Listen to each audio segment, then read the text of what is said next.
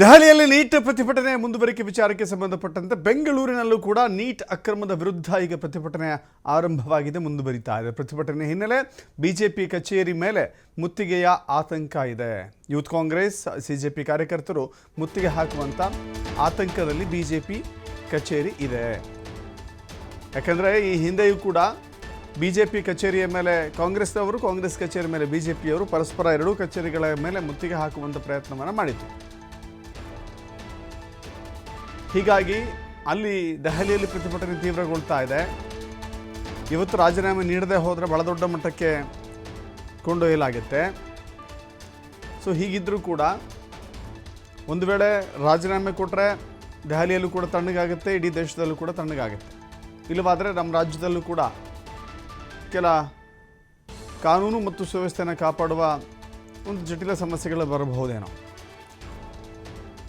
ಹೀಗಾಗಿ ಬಿಜೆಪಿ ಕಚೇರಿಗೆ ಪೊಲೀಸ್ ಭದ್ರತೆಯನ್ನು ಹೆಚ್ಚಳ ಮಾಡಲಾಗಿದೆ. 2 KSRP ತುಕಡಿ, 200 ಪೊಲೀಸರಿಂದ ಬಿಗಿ ಭದ್ರತೆಯನ್ನು ಒದಗಿಸಲಾಗಿದೆ. ಬ್ಯಾರಿಕೇಡ್ಗಳಿಂದ ಬಿಜೆಪಿ ಕಚೇರಿ ಎದುರಿನ ರಸ್ತೆಯನ್ನು ಬಂದ್ ಮಾಡಲಾಗಿದೆ. ಬಿಜೆಪಿ ಕಚೇರಿಯ ಮುಂಭಾಗದಲ್ಲಿ ಪ್ರತಿಭಟನೆಯ ಬಿಸಿ ತಟ್ಟುವ ಆತಂಕ. ಸೊ ಹೀಗಾಗಿ ಬಿಜೆಪಿಯ ಕಚೇರಿಗೆ ಅತಿ ಹೆಚ್ಚಿನ ಭದ್ರತೆಯನ್ನು ಒದಗಿಸಲಾಗಿದೆ. ಇಡೀ ದೇಶದ ಯುವಕರು ವೈದ್ಯರಾಗಬೇಕು ಅಂತ ಕನಸು ಕಂಡಿದ್ದಂಥ ಯುವಕರು ಈಗ ಬೀದಿಗಿಳಿದು ಹೋರಾಟ ಮಾಡುವಂಥ ಸ್ಥಿತಿ ನಿರ್ಮಾಣವಾಗಿದೆ. ಪ್ರಶ್ನೆ ಪತ್ರಿಕೆ ಸೋರಿಕೆಯ ಕಾರಣಕ್ಕಾಗಿ ವಿದ್ಯಾರ್ಥಿಗಳ ಭವಿಷ್ಯ ಹಾಳಾಗಿದೆ. ಇಲ್ಲಿಯವರೆಗೂ ಕ್ರಮ ತೆಗೆದುಕೊಂಡಿಲ್ಲ. ಧರ್ಮೇಂದ್ರ ಪ್ರಧಾನ್ ಅವರ ರಾಜೀನಾಮೆ ಕೂಡ ಆಗಿಲ್ಲ. ಜೊತೆಗೆ ನೀಟ್ ಪ್ರಶ್ನೆ ಪತ್ರಿಕೆಯ ಸೋರಿಕೆಯ ರೋವಾರಿಗಳಾಗಿದ್ದಂಥವರಿಗೆ ಇಲ್ಲಿಯವರೆಗೂ ಕನ್ವಿಕ್ಷನ್ ಆಗಿಲ್ಲ, ಶಿಕ್ಷೆ ಆಗಿಲ್ಲ. ಸೊ ಹೀಗಾಗಿ ಇವೆಲ್ಲವೂ ಯುವಕರನ್ನು ಆಕ್ರೋಶಗೊಳ್ಳುವಂತೆ ಮಾಡಿದೆ. ವಿದ್ಯಾರ್ಥಿ ಸಂಘಟನೆಗಳು, ಪೋಷಕರು, ಜೊತೆಗೆ ಅದೆಲ್ಲದರ ಉಸ್ತುವಾರಿಯನ್ನು ವಹಿಸಿಕೊಂಡಿರುವಂಥ cockroach Janata party. So Gen Z ಹೋರಾಟ ತೀವ್ರಗೊಳ್ತಾ ಹೋಗ್ತಾ ಇದೆ.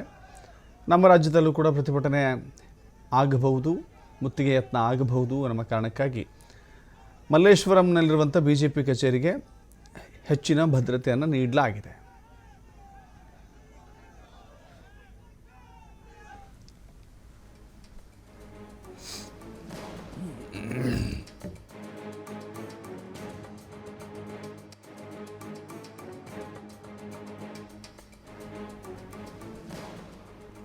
ಮತ್ತಷ್ಟು ಮಾಹಿತಿ ನಮ್ಮ ಪ್ರತಿನಿಧಿ ರಾಕೇಶ್ ನೀಡ್ತಾರೆ. ರಾಕೇಶ್, ಎರಡೂ ಪಕ್ಷದ ಕಚೇರಿಗಳ ಮೇಲೆ ಇಬ್ಬರೂ ಕೂಡ ಪರಸ್ಪರ ಮುತ್ತಿಗೆ ಹಾಕುವಂಥ ಪ್ರಯತ್ನ ಮಾಡಿದ್ರು.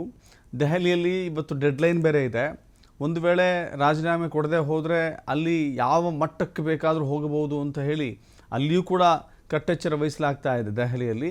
ಈಗ ಮಲ್ಲೇಶ್ವರಂನ ಕಚೇರಿ ಹೇಗೆ ಬಿಗಿ ಭದ್ರತೆ ವಹಿಸಲಾಗಿದೆ, ಏನಂತಾರೆ ಬಿಜೆಪಿ ನಾಯಕರು? ದಶರಥ, ನೀಟ್ ಪರೀಕ್ಷೆ ವಿಚಾರದಲ್ಲಿ ಕೇಂದ್ರ ಸರ್ಕಾರದ ನಿರ್ಧಾರದ ವಿಚಾರವಾಗಿ ನಡೆಯುತ್ತಿರುವಂತಹ ಹೋರಾಟಕ್ಕೆ ಮತ್ತಷ್ಟು ಬಲ ಬಂದಂತೆ ಕಾಣ್ತಾ ಇದೆ. ವಿದ್ಯಾರ್ಥಿ ಸಂಘಟನೆಗಳು ಪ್ರತಿದಿನವೂ ಕೂಡ ತಮ್ಮ ಹೋರಾಟವನ್ನ ಬಿಗಿಗೊಳಿಸ್ತಾ ಇದೆ.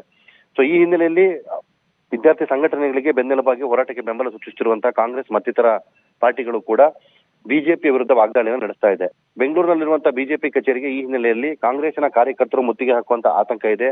ಕಳೆದ ವಾರವಷ್ಟೇ ಈ ಮುತ್ತಿಗೆ ವಿಚಾರದಲ್ಲಿ ಎರಡೂ ಪಾರ್ಟಿಗಳು ಪರವಿರೋಧದ ಹೋರಾಟವನ್ನ ಮಾಡಿದ್ದವು. ಈ ಸಂದರ್ಭದಲ್ಲಿ ಬಿಜೆಪಿ ಶಾಸಕರಿಗೆ ಮೊಟ್ಟೆ ಹೊಡೆದಂತಹ ಪ್ರಕರಣ ಕೂಡ ದಾಖಲಾಗಿತ್ತು.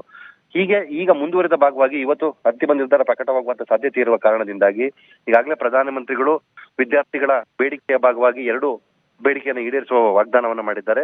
ಧರ್ಮೇಂದ್ರ ಪ್ರಧಾನ್ ಅವರ ರಾಜೀನಾಮೆಗೆ ವಿದ್ಯಾರ್ಥಿಗಳು ಪಟ್ಟು ಹಿಡಿತಿದ್ದಾರೆ.